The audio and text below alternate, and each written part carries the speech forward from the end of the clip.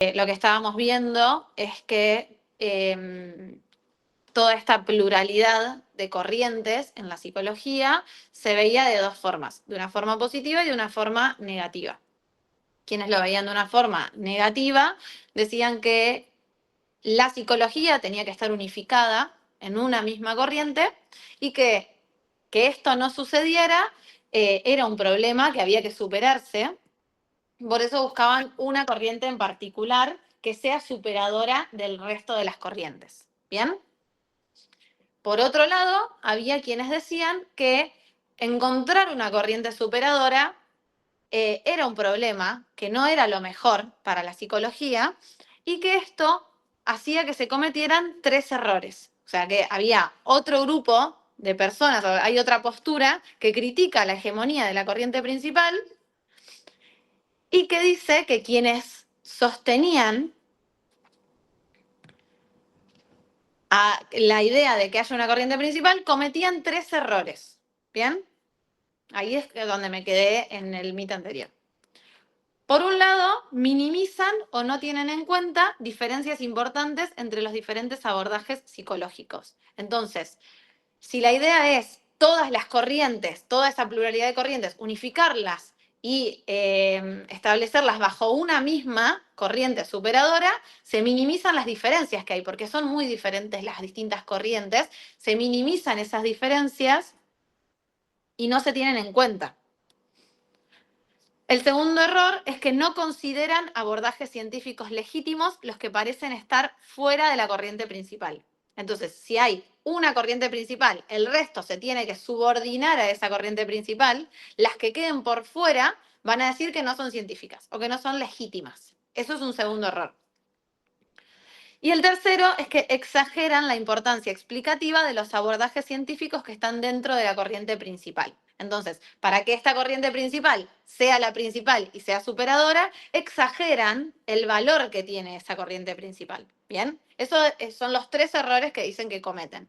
Minimizan o no tienen en cuenta las diferencias entre los distintos abordajes psicológicos, no consideran científicos los abordajes que parecen estar fuera de la corriente principal y exageran la importancia explicativa de los abordajes científicos que están dentro de la corriente principal. El siguiente subtítulo habla de las psicologías post-positivistas. O sea, hasta ahí las psicologías positivistas eran estas que buscaban una corriente principal superadora del resto. Las psicologías post-positivistas son las que vinieron después. ¿Bien? Dice, investigadores que siguen abordajes diferentes a los de la corriente principal de la psicología suelen señalar que la corriente principal se basa en una epistemología limitada. ¿Bien? O sea, en una forma de construir conocimiento limitado porque no tiene en cuenta las diferencias, porque no tiene en cuenta otras corrientes, o sea, no acepta esa pluralidad. Entonces, por eso habla de una epistemología limitada. La consecuencia de esto ha sido la negligencia en la consideración de otros marcos conceptuales alternativos para la investigación psicológica, además de la prescripción de qué tipos de cuestiones psicológicas deben abordarse y la forma legítima en que pueden ser estudiadas.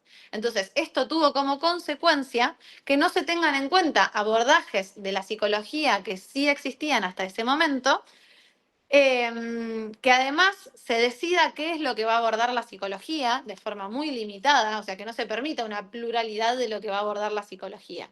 Piensen que una pluralidad lo que permite es que acá se estudie un problema psicológico en particular, en Europa se estudie otro, en China otro, y todo eso se pueda ir intercambiando.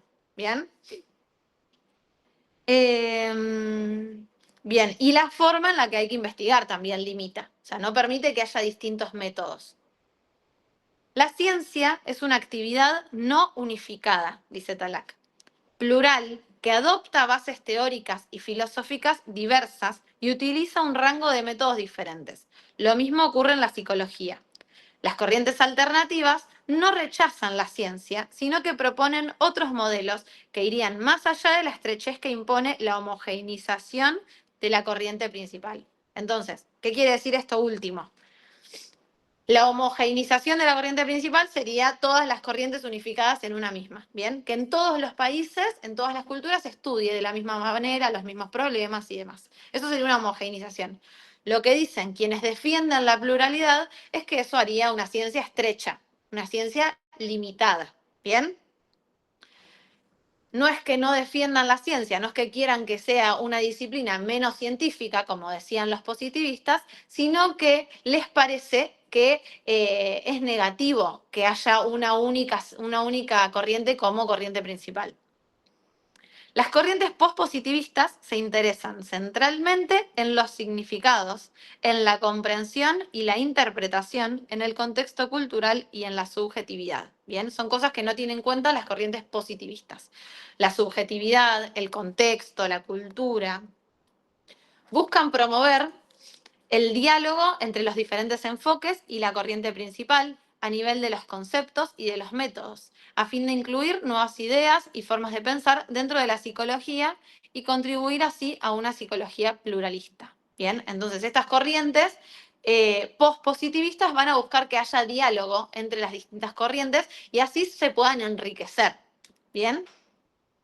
El siguiente subtítulo de este apartado es el del pluralismo epistémico. Dice, las primeras discusiones sobre el pluralismo científico se hicieron en la década de 1970. Bien, en 1970 se empiezan a discutir este pluralismo. Esas primeras discusiones comenzaron a intentar dar cuenta de la pluralidad existente en las ciencias y señalaron que ni el lenguaje de las disciplinas científicas ni sus objetos de estudio eran reductibles a un único lenguaje ni a un único objeto de estudio. Entonces lo que se empieza a hablar en este momento, lo que se empieza a decir, es que no se pueden reducir los objetos de estudio de todas las corrientes de la psicología en uno solo, ni se pueden reducir todos los lenguajes de las distintas corrientes en un solo lenguaje. O sea, que todos llamemos a cada cosa de la misma forma, que todos expliquemos de la misma forma. ¿Bien? La nueva posición pluralista es de carácter epistémico. Trata de no asumir de antemano una posición acerca de cómo es la realidad para abocarse a los estudios de casos de diversas disciplinas y estar abierto a lo que estos estudios muestran. La posición pluralista epistémica no se limita a constatar la pluralidad vigente en las diferentes ciencias, sino que además asume que una perspectiva pluralista es preferible a una perspectiva monista. Cada modelo teórico o forma de abordaje puede dar cuenta de ciertos aspectos de la complejidad de los fenómenos. Entonces, esta perspectiva pluralista no es que simplemente dice hay distintas corrientes, puede ser pluralista la ciencia, sino que dice sería mejor que sea pluralista. Porque que sea pluralista lo que permitiría es que se aborden distintos problemas a la vez, que se los aborde de distintas formas, de distintas miradas, y esto enriquece a la ciencia. ¿Bien?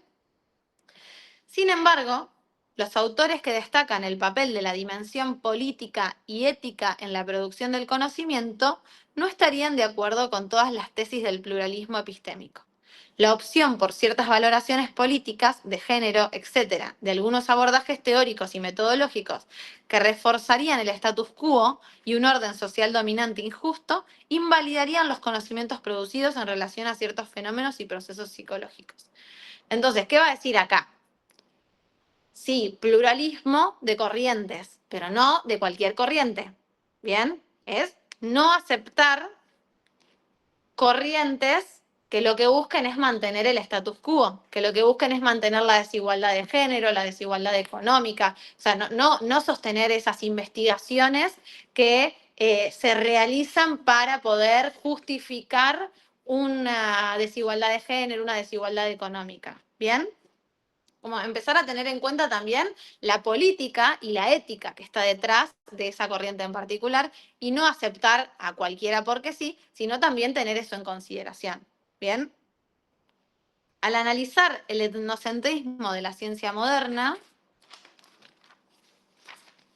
occidental y la necesidad de considerar otras ciencias no occidentales, Sandra Harding señala el peligro de caer en un pluralismo tolerante que conduciría a mantener sin cambios el sistema económico político global hegemónico.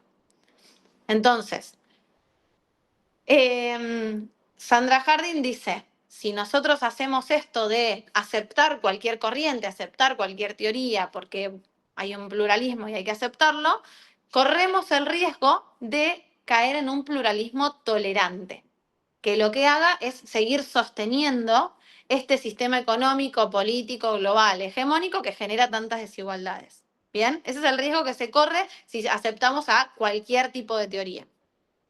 Aceptar sin más el pluralismo epistémico en las explicaciones en psicología, sin un análisis y tematización de los valores éticos y políticos presentes, podría conducir a un pluralismo tolerante, bajo la forma de una convivencia que permita a cada uno trabajar en lo suyo, pero sin promover diálogos, debates y modificaciones significativas en los propios marcos teóricos. Bien, vamos a lo que sigue. Después Talak habla de otras formas de interpretar la diversidad en la psicología. Dame un segundo. Es este pedacito y ahí ya hago una pausa por si hay preguntas. Dice, el otro subtítulo es La psicología como proyecto epistemológico y como proyecto de intervención. Y dice, la psicología es una disciplina que ha abarcado siempre una pluralidad de marcos teóricos que interpretan al ser humano en su evolución en la especie, en su desarrollo individual y en su relación con los aspectos sociales, culturales e históricos. Bien, entonces la psicología va a buscar interpretar la evolución de la especie, de los humanos, o sea, cómo fue evolucionando la especie, cómo va evolucionando el ser humano en su desarrollo individual, o sea, desde que es bebé hasta la vejez, y las relaciones que se van dando en la sociedad, en la cultura y a lo largo del tiempo. La doble naturaleza de la psicología habla de una disciplina teórica y profesional. Nos muestra algo que ha sido inherente a todo su desarrollo. Además de ser un proyecto epistemológico que busca conocer la subjetividad humana, ha sido siempre un proyecto de intervención. O sea, además de la psicología buscar conocer, también la psicología va interviniendo en la sociedad. Y lo que diga la psicología va a ser tomado en cuenta y va a ser muy importante para lo que pase en esa sociedad en particular, para lo que se le dé importancia, para cómo se entiendan las cosas. Bien, los discursos de la psicología van a ser muy importantes para cada sociedad. La psicología tiene la vocación de describir y explicar, pero no puede evitar prescribir y legitimar. Entonces, lo que vaya diciendo la psicología va a ser importante. La psicología ha ido ocupando los territorios abiertos por las nuevas formas de subjetividad y ha asumido la responsabilidad histórica de administrar las diversas imágenes institucionalizadas de la subjetividad moderna. Son distintas formas de explicar lo mismo. Esto de la importancia que tiene el discurso de la psicología para la sociedad, para lo que se entienda en esa sociedad de los distintos padecimientos, de las distintas cuestiones psicológicas, del funcionamiento psíquico y demás. ¿Alguna duda de este apartado? Si no, vamos con el último.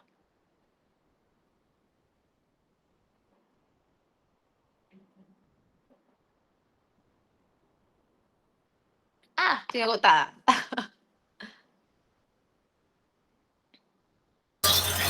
Esto último que hablaste, porque se me cortó un cachito el internet, ¿a qué iba referido? Te agarré hace 40 segundos más o menos de vuelta. Todo ese último subtítulo habla de, bueno, la responsabilidad que hay que tener también como disciplina, o sea, la responsabilidad que tiene que tener la disciplina psicológica al escribir sus teorías, al presentarlas, al comunicarlas a la sociedad, por la importancia que se le da al discurso de la psicología, de esta disciplina, en la sociedad. A ver, voy a ver una pregunta en el chat.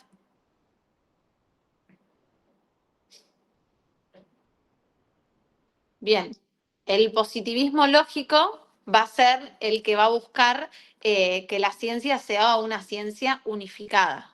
Bien, eso también está bastante bien explicado en el material para que lo vean escrito ahí. Me parece.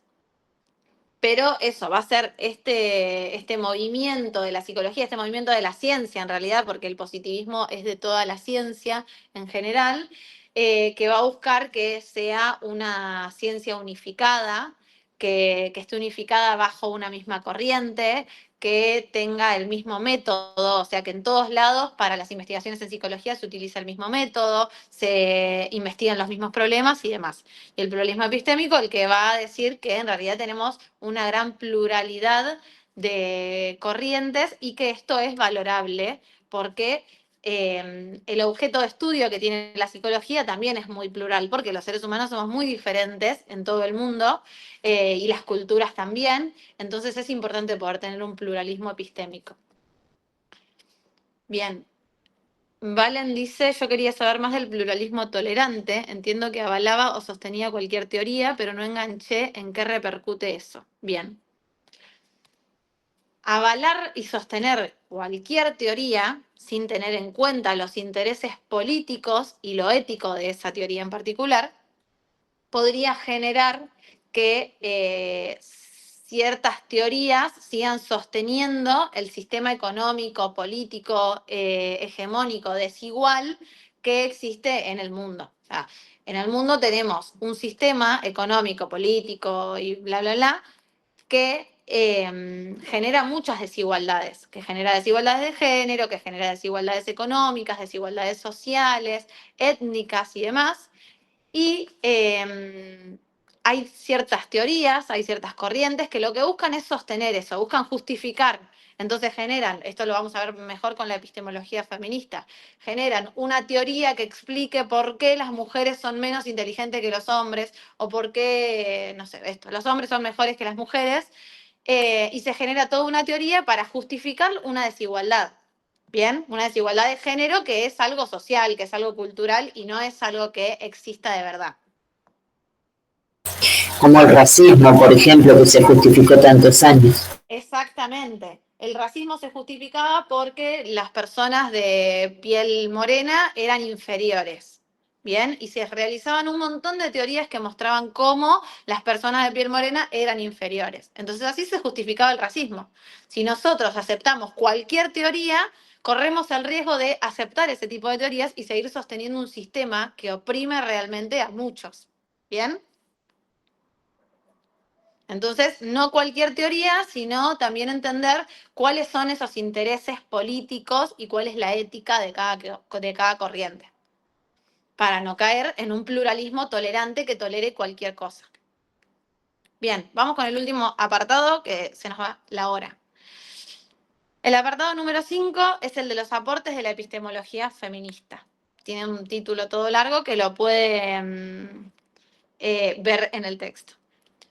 Dice, nos interesa especialmente la epistemología feminista por sus conceptos potentes para entender el conocimiento científico bien fundado, reconociendo su carácter situado, su pluralidad y sus aspectos éticos y políticos. Entonces, Talak retoma esta epistemología feminista, ya lo fue haciendo durante el texto, para entender la importancia que tiene poder situar cada corriente. Bien, poder entender que el conocimiento científico tiene un carácter situado en un lugar, en un momento, que es plural y que hay cuestiones éticas y políticas involucradas. Bien, esto es lo que nos va a permitir utilizar la epistemología feminista. Las filosofías de la epistemología feminista estudian las formas en que el género influye y debería influir en nuestras concepciones del conocimiento, del sujeto cognoscente y de las prácticas de investigación y justificación. Entonces, lo que va haciendo la epistemología feminista es ver cómo el género está involucrado en estas concepciones que se tienen de la psicología, en las teorías que se van generando y demás. ¿Bien? Identifican las formas en que las concepciones y las prácticas dominantes de producción y justificación de conocimiento perjudican sistemáticamente a las mujeres y a otros grupos subordinados y se esfuerzan por modificar esas concepciones y esas prácticas para que se tengan en cuenta los intereses de esos grupos. Entonces, van a ir encontrando cómo distintas teorías buscan sostener esa opresión hacia las mujeres y hacia otras diversidades y va a tratar de ir desnaturalizando eso que dicen esas teorías. Denme un minuto que ya vengo.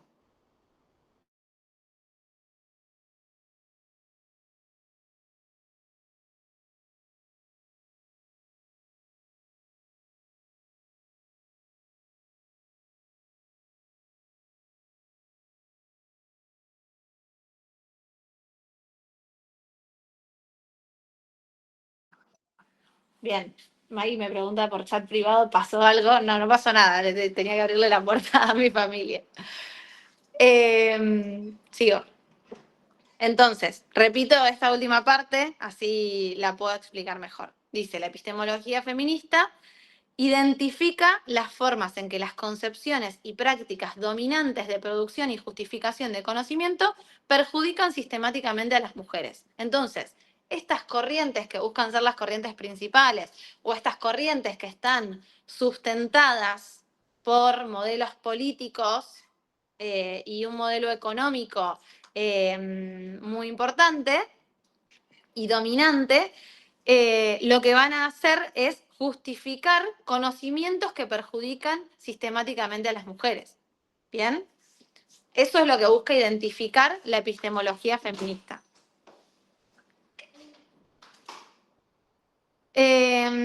Y la epistemología feminista se esfuerza por modificar esas concepciones y esas prácticas para que se tengan en cuenta los intereses de esos grupos, o sea, de las mujeres y de otros grupos subordinados. La epistemología feminista sostiene que las prácticas dominantes de conocimiento perjudican a las mujeres al excluirlas de la investigación, o sea, se excluye a las mujeres de la investigación de distintas formas, particularmente cuando en ciertas corrientes no hay investigadoras mujeres o no se tiene en cuenta su punto de vista. Negar la autoridad epistémica a las mujeres, o sea, decir, bueno, no, las mujeres no pueden investigar, no pueden opinar sobre esto porque no tienen autoridad epistémica, o sea, porque su conocimiento y su opinión no vale. Denigrar sus estilos cognitivos y modos de conocimiento femeninos, lo mismo, está todo muy relacionado. Cuando se dice esto, la mujer es menos inteligente, entonces no se tiene en cuenta su voz. Producir teorías sobre las mujeres que las representan como inferiores, desviadas o significativas solo si sirven a los intereses masculinos, o sea, producir estas teorías que siguen sustentando esta desigualdad de género. Producir teorías sobre fenómenos sociales que invisibilizan las actividades e intereses de las mujeres o las relaciones de poder de género, como por ejemplo teorías que sustenten que la mujer no tiene que salir a trabajar porque es perjudicial para los hijos. Hay teorías sobre eso que se crean para seguir sosteniendo esta desigualdad de género. ¿Bien? Y que lo único que hacen es perjudicar a las mujeres porque no son teorías que estén bien sustentadas. ¿Se entiende? Y 6, producir conocimiento que no es útil para las personas que se encuentran en posiciones subordinadas o que refuerzan las jerarquías de género u otras jerarquías sociales. Bien. Eso es lo que opina la epistemología feminista de estas corrientes principales. Desde estas perspectivas se han promovido teorías que contribuyen a movimientos igualitarios y de liberación que son defendidos como avances cognitivos, no solo como avances sociales. Entonces, lo que se empieza a buscar son movimientos, corrientes y demás que sean más igualitarios y que permitan mayor liberación de las mujeres o de estos grupos subordinados. Y lo que dice es, encontrar estos movimientos más igualitarios no es simplemente un avance social, no es simplemente un avance para la sociedad, también es un avance cognitivo porque permite que escribamos teorías o que realicemos investigaciones parados desde un punto un poco más objetivo, ¿se entiende? Sin tener tanto prejuicio, sin tener tanto preconcepto que sesgue la investigación. ¿Bien? Hasta ahí vamos con Talak, porque después ella explica ciertos conceptos, pero así no se nos hace tan largo este texto en particular. Explica ciertos conceptos que si después hay alguno que no entiendan, yo les voy a invitar a que pregunten por el grupo de WhatsApp, así los explicamos por ahí. Pero hasta ahí va el texto de Talak, o sea, la última parte que queda son algunos conceptos que ella explica. Pero así podemos avanzar y abarcar un poco de cada texto. Denme un segundo que voy a prender la luz porque me estoy quedando a oscuras.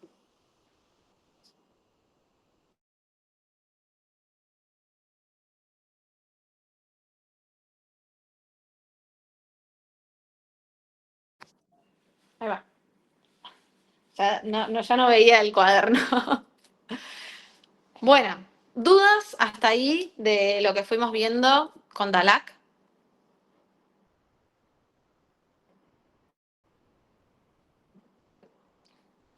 El punto 4, repito. Dice producir teorías sobre las mujeres que las representan como inferiores, desviadas o significativas solo si sirven a los intereses masculinos. Entonces, que lo que significaría es estas teorías que lo que hacen es justificar esta idea de que las mujeres son inferiores o de que solo sirven para los intereses masculinos. ¿Bien? ¿Alguna otra duda hasta acá? Si no, vamos con Danziger.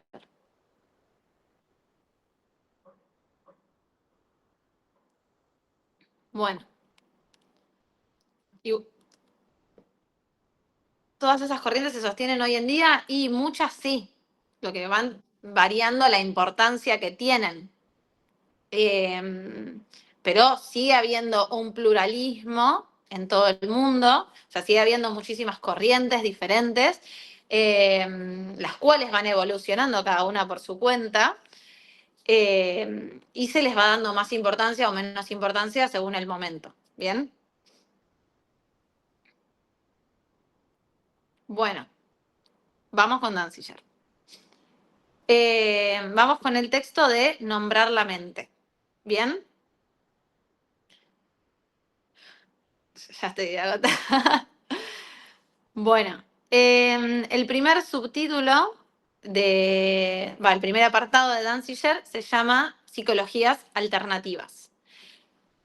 Lo que explica Danziger, ni bien empieza, que lo pueden leer, que es bastante claro, él da un ejemplo de todo lo que va a explicar después. En ese ejemplo, él cuenta una experiencia personal que él tuvo en la que lo llaman de una universidad de Indonesia para que vaya a dar clases de psicología. ¿Bien? Cuando él llega a esa universidad en Indonesia, se da cuenta de que ya había otra materia que explicaba el funcionamiento psíquico. ¿Bien? Pero no lo querían para esa materia, sino para otra que se llamaba psicología. Sí, es el texto de Nombrar la mente. Entonces, esto a él le llama la atención y decide encontrarse con el profesor que daba esa otra materia para tratar de dar un seminario en común. O sea, para juntos poder acordar ciertos temas que dar en un seminario. ¿Bien? Con la dificultad que se encuentra en ese momento es con que no encontraban puntos en común. Danziger le proponía ciertos temas a dar y el otro psicólogo le decía que para él esos no eran temas importantes para la psicología. O le proponía algún tema y se lo explicaba y el otro psicólogo le decía que él no lo entendía de esa misma manera y tenían opiniones muy diferentes sobre un mismo tema. ¿Bien? Entonces, son tantas las dificultades que encontraron para encontrar puntos en común que terminan decidiendo no hacer ningún tipo de seminario porque terminan entendiendo que ese seminario terminaría en una discusión muy grande. ¿Bien? Con respecto a esto, Danziger dice, ahora bien, debo poner de relieve que la postura de mi colega indonesio no era idiosincrática, o sea, algo propio de una colectividad en particular. Él presentaba un conjunto coherente de ideas insertas en una tradición significativa de textos y prácticas. O sea, no es que él dice, bueno, no nos podemos poner de acuerdo porque yo traigo psicología y él se ve que está estudiando otra cosa. Sino que él dice, no, no, claro, eso también es psicología. Eso también es parte de la disciplina. Pero como es coherente a el lugar en el que está ese psicólogo, a la cultura en la que está inserto. ¿Bien? Esta otra psicología no puede ser desestimada como especulación de sillón. Bien, como si fuera una simple especulación o una boludez.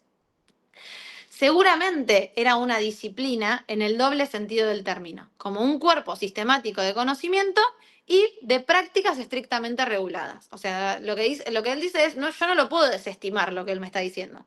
Seguramente es parte de una disciplina que tiene un cuerpo de conocimientos, un cuerpo de teorías y prácticas reguladas también. Aún así, ni la organización de su conocimiento ni las prácticas que promueve tienen mucho en común con sus homólogos en la psicología occidental. O sea, ni sus teorías ni sus prácticas pueden coincidir con la psicología occidental, que es la que llevaba Danziger. Era claramente posible delimitar el campo de los fenómenos psicológicos de maneras muy diferentes y aún terminar con un conjunto de conceptos que parecieran bastante naturales, teniendo en cuenta el contexto cultural correspondiente. ¿Bien? Esa parte me parece que está bastante clara para entender. Después habla de otra experiencia que él tiene cuando se encuentra con un libro en particular que habla de un autor chino que era Meng Su, quien estudia cuestiones relacionadas a la psicología, pero con categorías intraducibles. O sea, se encuentra con ese libro que tratan de traducir, que estaba escrito en chino, y lo que se encuentra es que había ciertas categorías que se usaban para la psicología que no tenían una traducción. O sea, que no había una palabra en inglés o en español que pudiera traducir esa palabra en chino. ¿Bien? Esas son categorías propias de una cultura que no se pueden utilizar en otra. El pensamiento chino suele no prestar atención a las distinciones que son tan tradicionales para la mentalidad occidental y tan firmemente establecidas en el pensamiento y en el lenguaje, que ni las cuestionamos ni nos percatamos que se trate de distinciones. Entonces, hay ciertas distinciones en nuestra cultura que están tan instaladas, están tan firmemente establecidas, dice Danziger, que en ningún momento nos ponemos a cuestionarlas o nos damos cuenta de que se trate de distinciones. Creemos que es algo natural. ¿Bien? Las recibimos, esas distinciones, y las usamos como si pertenecieran incondicionalmente a la constitución de las cosas o del pensamiento. O sea, las usamos como si fuera parte del funcionamiento psíquico y punto. No nos cuestionamos de dónde vino eso, por qué le decimos así, por qué lo explicamos de esa forma. Olvidamos que estas distinciones han sido hechas y mantenidas como parte de una tradición de pensamiento y que otra tradición de pensamiento ni les encuentra utilidad al estar comprometidas con otros recorridos ni puede admitirlas. Entonces, repito, nos olvidamos que estas distinciones han sido hechas y mantenidas como parte de una tradición de pensamiento. O sea, estas distinciones, estas categorías, estos conceptos se hicieron en un momento y en un lugar, con una tradición de pensamiento en particular. Y hay otras tradiciones de pensamiento que a esas categorías que nosotros utilizamos no les encuentran de utilidad. No les sirven y no las pueden admitir. Tales consideraciones llevaron a Richards, que es otro autor, que es el autor de este libro, de hecho, a plantear que la psicología occidental se ha abstenido excesivamente de examinar y criticar sus propias hipótesis básicas. O sea que la psicología occidental no ha examinado y criticado sus propias hipótesis básicas. Esas hipótesis básicas que son la base para todo el resto de la psicología, lo que dice es la psicología occidental no se detuvo a examinarlas y a criticarlas. Estas distinciones plasmadas en hipótesis están basadas en convenciones, no en observaciones no distorsionadas, por lo que solo podemos ver lo que nuestro marco de concepciones nos permite ver. Entonces, estar en una cultura, la forma en la que nosotros vamos aprendiendo, nos van criando, nos van enseñando, nos va a hacer tener un marco de concepciones. O sea, nosotros vamos a ver y vamos a observar las cosas de una forma determinada. ¿Bien? Entonces, esas distinciones, esas categorías van a ser parte de ese marco de concepciones que nosotros tenemos. Dice, mientras enseñaba en Indonesia, nunca pude olvidar que la mía era solo una de las posibles psicologías. Y habla de una etnopsicología. La etnopsicología genera preguntas acerca de cómo los miembros de otras culturas conceptualizan temas que para nosotros parecen ser típicamente psicológicos.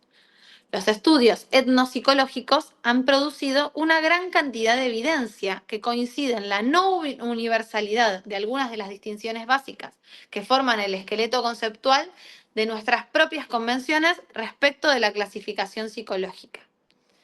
Entonces, la etnopsicología lo que va a buscar es investigar, aprender sobre cómo en otras culturas se interpretan los conceptos que nosotros vamos teniendo, cómo se los explica, cómo se explica la inteligencia, cómo se explica la emoción, cómo se explica la memoria. Bien, un ejemplo muy importante que da Danziger es el de la inteligencia, que dice que nosotros, nuestra sociedad, toda la sociedad occidental, en relación a la inteligencia le da muchísima importancia a la rapidez, a la velocidad. Entonces, bueno, se toma el tiempo en el que una persona tarda en hacer cierta cosa y el que lo hace más rápido es el mejor y demás.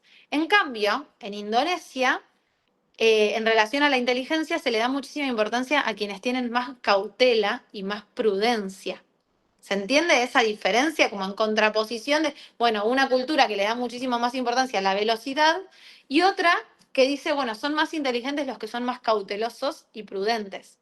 ¿Bien? Y ahí son dos concepciones totalmente distintas de la inteligencia, de hecho, prácticamente opuestas. Pero cada una depende de la cultura en la que se trata de explicar eso. Bien, entonces la etnopsicología se va a hacer preguntas de cómo otras culturas conceptualizan los temas que para nosotros parecen ser típicamente psicológicos. Y generó una gran cantidad de evidencia que muestra que las categorías no son universales. En síntesis, hay un conjunto sustancial de evidencia intercultural que arroja dudas respecto de la validez universal de muchas de las categorías con las cuales la disciplina ha venido operando. Hay cierta arrogancia en dar por sentado que solo entre una multitud de formas alternativas de hablar sobre la acción y la experiencia individual, el lenguaje psicológico americano del siglo XX refleja fielmente la estructura natural y universal de los fenómenos que llamamos psicológicos. Entonces, lo que dice Danziger es hasta arrogante pensar que si hay muchísimas corrientes en todo el mundo, solo la corriente americana del siglo XX refleja fielmente cómo funciona el aparato psíquico.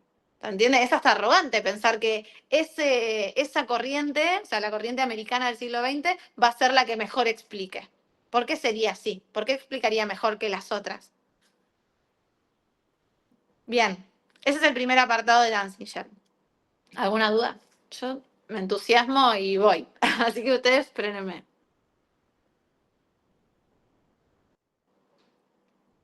¿Vamos bien? Bueno, genial. Bueno, el siguiente apartado es el de las categorías de la psicología.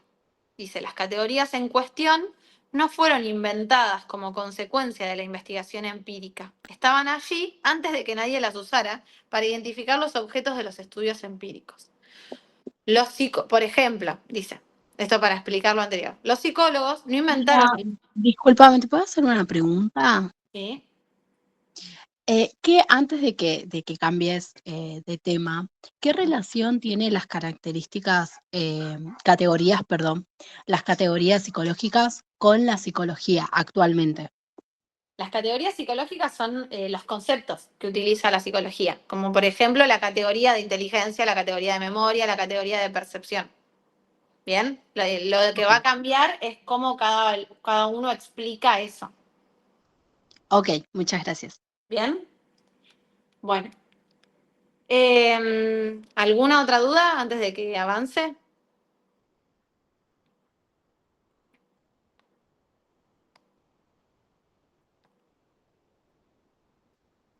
Bueno. Entonces, sigo. Los psicólogos no inventaron el concepto de emoción. para explicar algunos hallazgos empíricos. Obtuvieron ciertos hallazgos empíricos por su deseo de investigar un grupo de hechos que su cultura les ha enseñado a distinguir como emocionales. Entonces,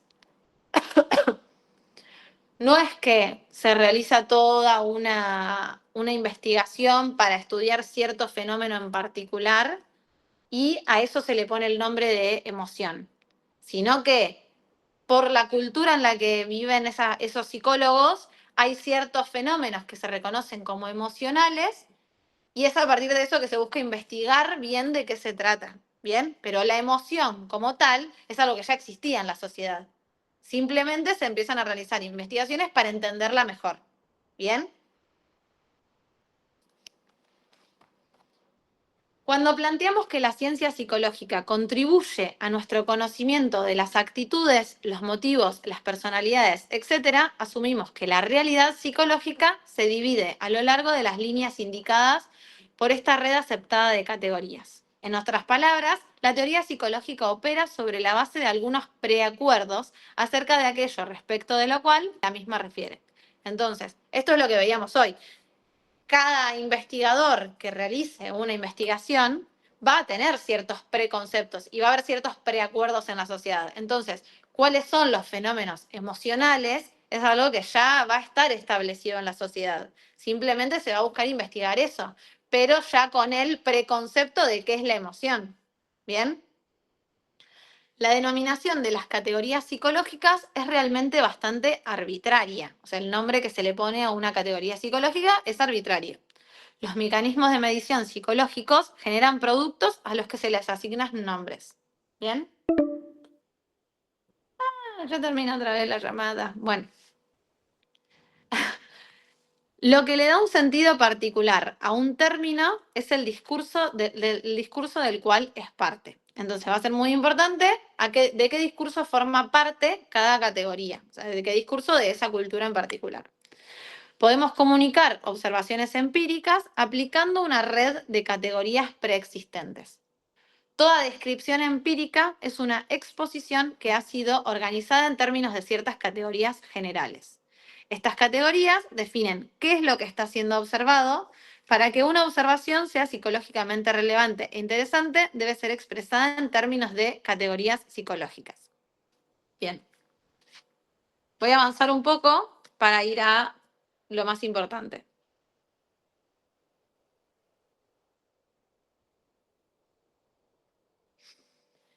Porque después Danziger va a hablar de, bueno, analizar el discurso en el que está inserto cada categoría, se pone un poco repetitivo. ¿Bien? Lo que va a decir que también es muy importante es la importancia del historicismo en las categorías de la psicología. O sea, entender de dónde surgieron esas categorías y también cómo fueron cambiando a lo largo del tiempo. Cómo se entendía hace 50 años a la angustia y cómo se la entiende hoy. Va cambiando mucho cómo se entiende esa categoría en particular.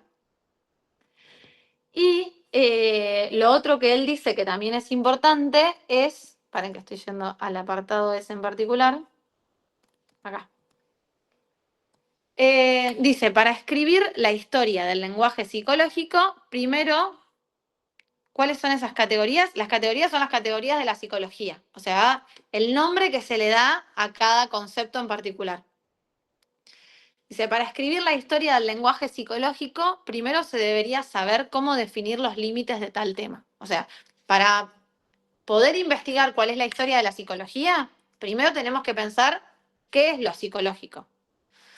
Esto requerirá un entendimiento claro de lo que significa psicológico, cómo se distingue el lenguaje psicológico de otro lenguaje y cómo se distinguen las categorías psicológicas de otras categorías.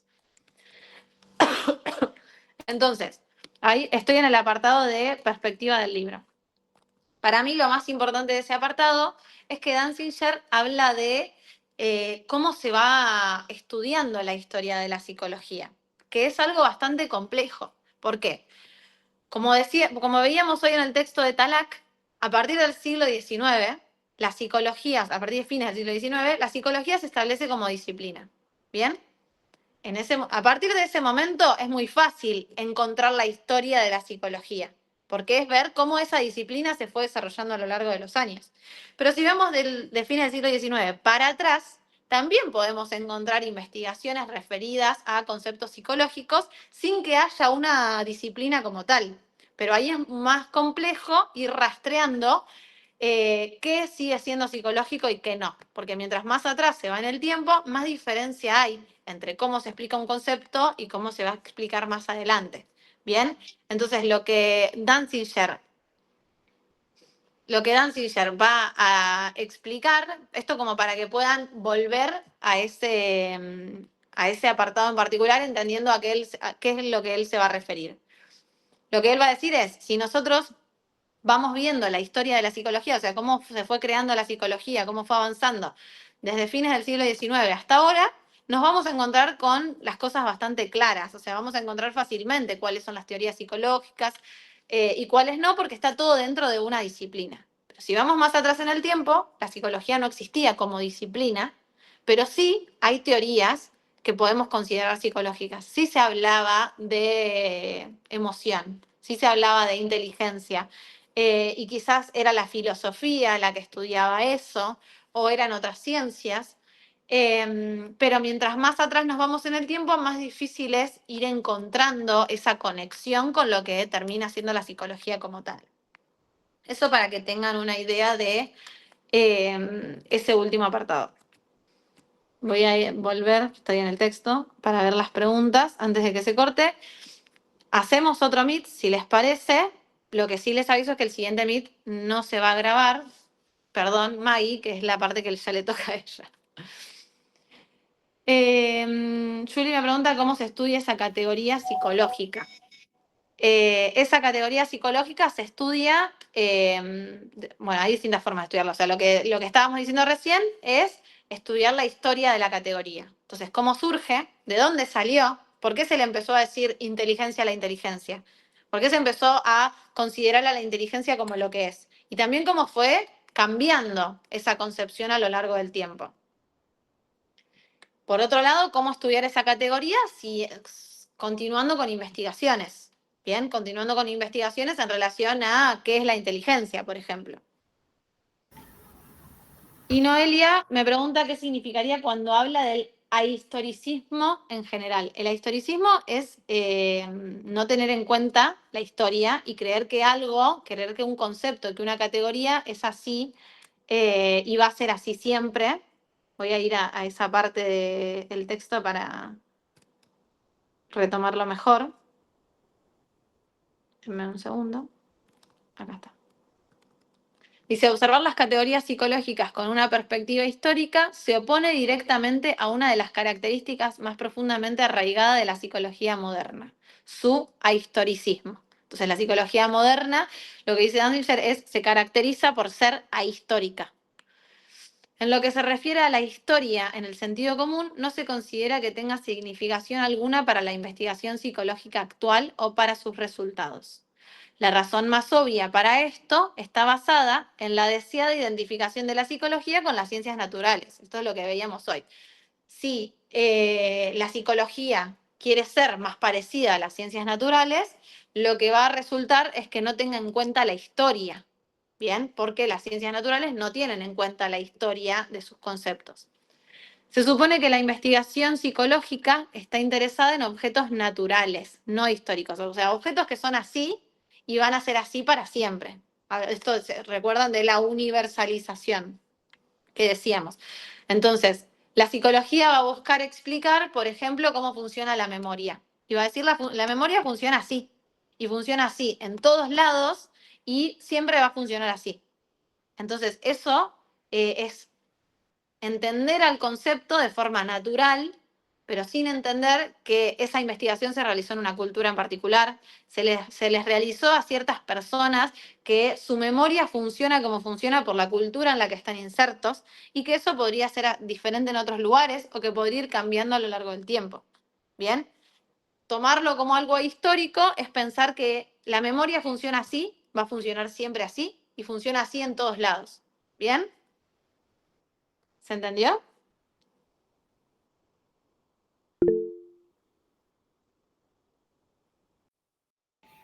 Ay, no, quise poner el dedito y puse la mano. No hay problema. Bien, ¿alguna otra duda en relación a nombrar la mente? Para confirmar, o sea, ahistoria sería creer que no varía en ningún lado ni en ninguna época, siempre funciona igual. Eso sería ahistórico.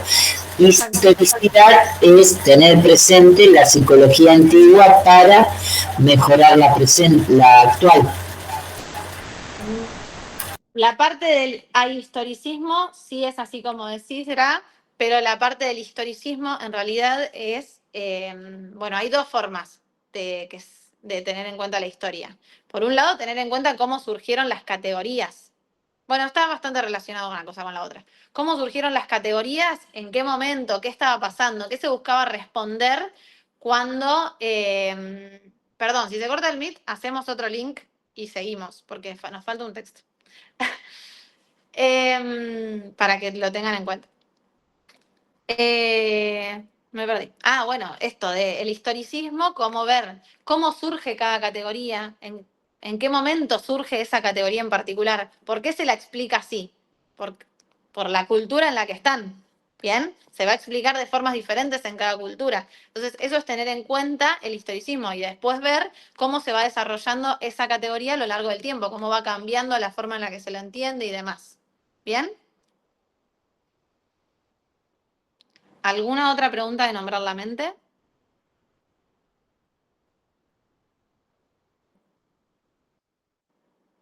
Bueno, si les parece, nos tomamos Perdón, Sí, Maggie.